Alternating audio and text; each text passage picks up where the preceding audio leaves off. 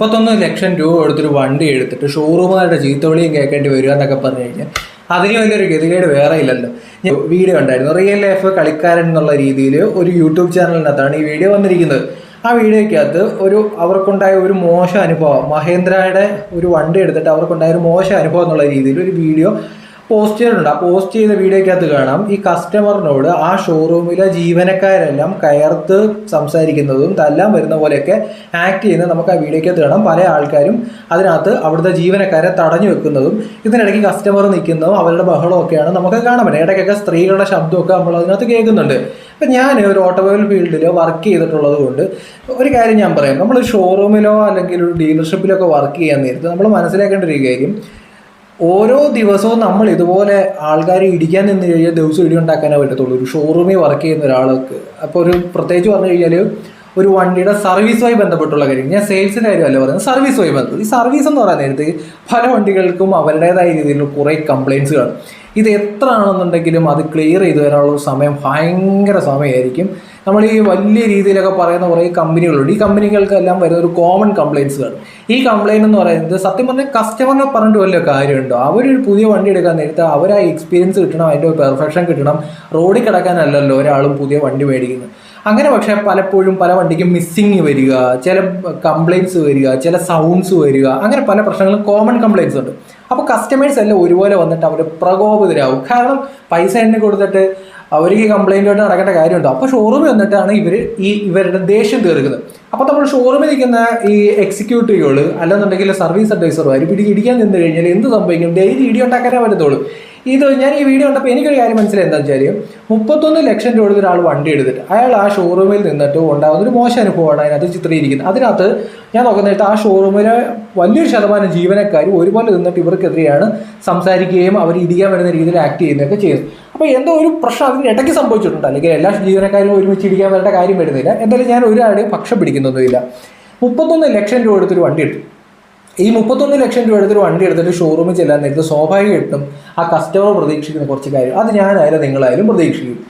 ഒന്നും രണ്ടോ അല്ലല്ലോ, 31 ലക്ഷം രൂപ അല്ലേ, ചെറിയ കാര്യമല്ലോ ആണോ. പുതിയൊരു ഇലക്ട്രിക് വണ്ടി ഇപ്പം മഹേന്ദ്രയ്ക്ക് ഇറങ്ങിയിട്ടുണ്ട്. അത് വലിയ രീതിയിൽ മാർക്കറ്റുള്ളൊരു വണ്ടിയാണ്, ബുക്കിംഗ് ഉള്ളൊരു വണ്ടിയാണ്. അപ്പോൾ അവർ പ്രതീക്ഷിക്കുന്ന ഈ റെഡ് കർട്ടനൊക്കെ മാറ്റുന്നൊരു പരിപാടിയുണ്ട്. അത് സ്വാഭാവികമായിട്ട് യൂട്യൂബറൊക്കെ ആയതുകൊണ്ട് പുള്ളിക്കാരൻ അത് പ്രതീക്ഷിച്ച് കാണും. ആ പരിപാടി ഇല്ലായിരുന്നു എന്ന് പറയുന്നു. അതുപോലെ തന്നെ പല ഭാഗത്തും വണ്ടിയുടെ ഈ ബോഡി പാർട്സിൽ കംപ്ലൈൻറ്റ് ഉണ്ടായിരുന്നു എന്ന് പറയുന്നു. ഒന്നും രണ്ടും അല്ല, 31 ലക്ഷം രൂപ. 100 രൂപ നമ്മുടെ പോക്കറ്റിൽ നിന്ന് താഴെ പോയി കഴിഞ്ഞാൽ നമുക്ക് ഇടിക്കും. അങ്ങനെയുള്ള ആൾ 31 ലക്ഷം രൂപ എടുത്തിട്ട് വണ്ടി ഡെലിവറി ചെയ്യാൻ നേരത്ത് അതിനകത്ത് കച്ചറ ഉണ്ടാക്കി പിന്നെ അവന്മാരുടെ വായിരിക്കുന്ന ഇവിടെ കേൾക്കേണ്ടി വരിക എന്നൊക്കെ പറഞ്ഞ് നടക്കുന്ന കാര്യമാണോ? അല്ലെന്നേ.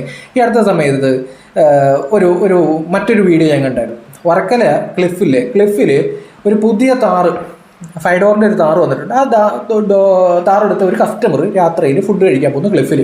അപ്പോൾ അതിനുശേഷം ഇവർ തിരിച്ച് വന്ന് വണ്ടി സ്റ്റാർട്ട് ചെയ്യുന്ന സ്റ്റാർട്ടിങ് കംപ്ലയിൻറ്റ് കാണിക്കാൻ നേരത്തെ ഇവർ എന്ത് ചെയ്തു, പുതിയ വണ്ടിയാണ്. ഇപ്പോൾ എന്താണെന്ന് വെച്ചാൽ അടുത്തുള്ള ഡീലർഷിപ്പിന് കോൺടാക്ട് ചെയ്യുന്നു, ഒരു അറിവില്ല എന്നുള്ള രീതിയിൽ അവർ റീൽസ് ഇട്ടിരിക്കുന്നതേ കണ്ടായിരുന്നു. അപ്പോൾ റീൽസ് ഇടുമ്പോൾ ഞാനും ആലോചിച്ചു, പുതിയ വണ്ടിയാണ്, പഴയ വണ്ടിയല്ല, പുതിയ വണ്ടിയാണ്. നമ്മളിപ്പം ഈ വണ്ടി എടുക്കാൻ നേരത്ത് തന്നെ ഇതിൻ്റെ പിന്നാലെ കുറേ കാര്യങ്ങൾ ഇവർ എക്സ്ട്രാ ആഡ് ചെയ്യിപ്പിക്കും. RS റോഡ് സൈഡ് അസിസ്റ്റൻ്റ് എന്ന് പറയും. എപ്പം വിളിച്ചാലും ഇപ്പം വരുമെന്നാണ് പറയുന്നത്. ഇങ്ങനെ ഒരു മോഹന വാഗ്ദാനം കൊടുക്കറി, നിങ്ങൾ എപ്പം വിളിച്ചാലും 24 മണിക്കൂറും നമ്മുടെ ആൾ വരും എന്നുള്ള രീതിയിൽ പറയും. പെട്രോൾ വരെ കൊണ്ടെത്തിക്കുക എന്നുള്ള രീതിയിൽ. അങ്ങനെ 8 മണി തൊട്ടുള്ള 2 മണി വരെ കണ്ട് ആ ഫാമിലി, അത് സ്ത്രീകളാണ്, അവർ ആ വർക്കിനെ ക്ലിഫ് ചെയ്യുന്നു. വൃത്തികേടല്ലേ അത്? അപ്പോൾ ഞാനത് എടുത്ത് വീഡിയോ റിയാക്ട് ചെയ്തിട്ടുണ്ടെന്നാണ് എനിക്ക് തോന്നുന്നത്. അതാണോ സർവീസ് എന്ന് പറയുന്നത്? പലപ്പോഴും ഞാൻ കേട്ടിട്ടുണ്ട് ടൊയോട്ടയുടെ സർവീസ് നല്ലതാണ്. നിങ്ങളിത് കാണുന്ന ആൾക്കാർ വാഹനങ്ങൾ യൂസ് ചെയ്യുന്നുണ്ടെങ്കിൽ നിങ്ങൾ ഏത് കമ്പനിയുടെ സർവീസാണ് ഏറ്റവും നല്ലതായിട്ട് ഫീൽ ചെയ്തിട്ടുള്ളത്? ഞാൻ കേട്ടിട്ടുള്ളത് ടൊയോട്ടയുടെ സർവീസ് ഗംഭീരമാണെന്ന് ഞാൻ കേട്ടിട്ടുണ്ട്. അവരുടെ സർവീസ് അടിപൊളിയാണ്, അതിൻ്റെ ഫോളോ അപ്പ് നല്ലതാണ്, കസ്റ്റമർ സർവീസ് കാര്യങ്ങളെല്ലാം നല്ലതാണ് അവരുടെ എന്നുള്ള രീതിയിൽ ഞാൻ കേട്ടിട്ടുണ്ട്. പക്ഷേ പല കമ്പനികളും ഈ വാഹനം വിൽക്കും, രണ്ടാമത് ചെല്ലാൻ നേരത്തെ ഇവന്മാർ പട്ടിയുടെ വില തരാറില്ല. ഇതിൻ്റെ പേരെന്ന് വെച്ചാൽ ലക്ഷങ്ങൾ മേടിച്ചിട്ട് ഒരുമാതിരി വലിപ്പിക്കുന്ന പരിപാടിയാണ് സംഭവം. ഇപ്പോൾ ഒരാൾ ഒരു 31 ലക്ഷം രൂപ കൊടുത്തൊരു വണ്ടി എടുത്തിട്ട് നമ്മൾ അവിടെ ചെല്ലാൻ നേരത്ത് ആ കസ്റ്റമറിനെ ഇടിക്കാൻ നിൽക്കുന്ന പകുതി സമയം പോരെ. ഇതുപോലുള്ള ആൾക്കാരെ സത്യത്തിലൊന്നും ഷോറൂമിൽ ജോലിക്ക് വെക്കരുത്. കാരണം ഇടിക്കാനാണെന്നുണ്ടെങ്കിൽ ഷോറൂമിൽ ജോലിക്ക് വെക്കരുത്. കസ്റ്റമർക്ക് ഒരു കംപ്ലയിൻ്റ് ഉണ്ടെങ്കിൽ അതെങ്ങനെ നമ്മൾ കൈകാര്യം ചെയ്യും എന്നുള്ള രീതിയിലാണ് ഒരു പ്രൊഫഷണലിസം എന്ന് പറയുന്നത്. അല്ലെങ്കിൽ ഇത് പിന്നെ എന്ത് ട്രെയിനിങ്ങാണ് നിങ്ങൾ കൊടുക്കുന്ന എക്സിക്യൂട്ടീവുകൾക്ക്? ഒരാൾക്കൊരു ഇഷ്യൂ ഉണ്ടാകുന്നില്ല, എല്ലാവരും കൂടി ഇടിക്കാൻ നിൽക്കുകയാണെന്നുണ്ടെങ്കിൽ പിന്നെ എന്തെന്ന് ഗുണ്ടാ സംഘം വല്ലതും ആണോ? ഷോറൂമില്ലേ, ഷോറൂമിൽ പലതരത്തിലുള്ള കസ്റ്റമേഴ്സ് വരും. എല്ലാവരും ചിരിച്ച് കളിച്ചുകൊണ്ട് നിൽക്കണം എന്ന് നിർബന്ധമൊന്നുമില്ല. ചില ആൾക്കാർക്ക് പ്രശ്നക്കാരായിരിക്കും. അവരെ എങ്ങനെ നിങ്ങൾ കൺവിൻസ് ചെയ്യുന്നു, ഇതാണ് നിങ്ങളുടെ കഴിവ്. അതല്ലാതെ ഈ വരുന്ന കസ്റ്റമറിനെ എല്ലാം ഉപദ്രവിക്കാൻ നിന്ന് കഴിഞ്ഞാൽ, അല്ലെങ്കിൽ കസ്റ്റമർ ഒരു കംപ്ലൈൻറ്റ് പറയാൻ നേരത്ത് കസ്റ്റമർ ചിലപ്പോൾ ഒരു കേക്ക് കട്ടിങ് ആഗ്രഹിക്കും, അല്ലെങ്കിൽ ആ കർട്ടൻ ഒന്ന് മാറ്റുന്നത് ആഗ്രഹിക്കും. അത് തെറ്റൊന്നുമല്ല. 31 ലക്ഷം രൂപയുടെ വണ്ടി മേടിക്കാൻ നേരത്ത് നല്ലൊരു എമൗണ്ട് ഡീലർഷിപ്പിന് കിട്ടുന്നുണ്ട്. അത് നിങ്ങൾക്ക് കൃത്യമായ രീതിയിൽ ഒരു കേക്ക് കട്ട് ചെയ്ത്, അതൊരു ലക്ഷറി വണ്ടിയായിട്ടാണ് ഞാൻ കാണുന്നത്. ബഡ്ജറ്റ് വാഹനങ്ങൾ മേടിക്കാൻ നമ്മൾ പോകാറുണ്ട്. അവിടെ ഉണ്ടെന്ന് ഈ കർട്ടനൊക്കെ മാറ്റിയിട്ട് ഒരു കേക്കും കട്ട് ചെയ്ത് വളരെ മാന്യമായിട്ട് വിടുന്ന ഡീലർഷിപ്പ് ഞാൻ കണ്ടിട്ടുണ്ട്. അപ്പോഴാണ് 31 ലക്ഷം രൂപയുടെ ഒരു വണ്ടി ഓൺ റോഡ് ഇറക്കിക്കൊണ്ട് പോകാൻ നേരത്ത് ഈ മാതിരി ഡയലോഗ് അടി കേൾക്കുന്നത്, ഈ മാതിരി ഇടി നടക്കുന്നത്. നമ്മൾ ചെല്ലാൻ നേരത്ത് ഇവർ ചിരിച്ച് കാണിക്കും. ഇതിന് ശേഷം എന്തെങ്കിലും ഒരു കംപ്ലൈൻറ്റ് ഉണ്ടെന്നുണ്ടെങ്കിൽ, എന്തെങ്കിലും ഒരു ഒരു ഒരു ഒരു ഇഷ്യൂ ഉണ്ടെന്നുണ്ടെങ്കിൽ ഇവർ തിരിഞ്ഞു നോക്കത്തില്ല. സർവീസിന് എന്ന് കഴിഞ്ഞാൽ നല്ല സർവീസ് കിട്ടത്തില്ല. നമ്മൾ എപ്പോഴും പറയാവുന്ന ഒരു ഇന്ത്യൻ ബ്രാൻഡിനെ നമ്മൾ പ്രോത്സാഹിപ്പിക്കുന്നവർ. ഇതുപോലുള്ള പരിപാടിയാണ് ഇവിടെ നടന്നുകൊണ്ടിരിക്കുന്നത്. ആ സമയത്ത് വേറെ രാജ്യത്തുള്ള കമ്പനിയൊക്കെ നല്ല കൃത്യം സർവീസ് കൊടുക്കും. ഇപ്പോൾ ആൾക്കാർ എവിടെ പോകും?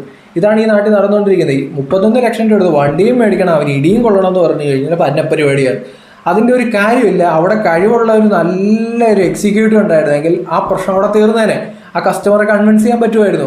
ഒരു പ്രശ്നം ഉണ്ടെന്നുണ്ടെങ്കിൽ അത് കൃത്യമായ രീതിയിൽ അഡ്രസ്സ് ചെയ്താൽ തീർന്ന പ്രശ്നത്തിന് ഒരു കസ്റ്റമറെ പിടിച്ചിടിക്കാനൊക്കെ ചെല്ലുക എന്ന് പറഞ്ഞാൽ പന്നപ്പരിപാടിയല്ലേ.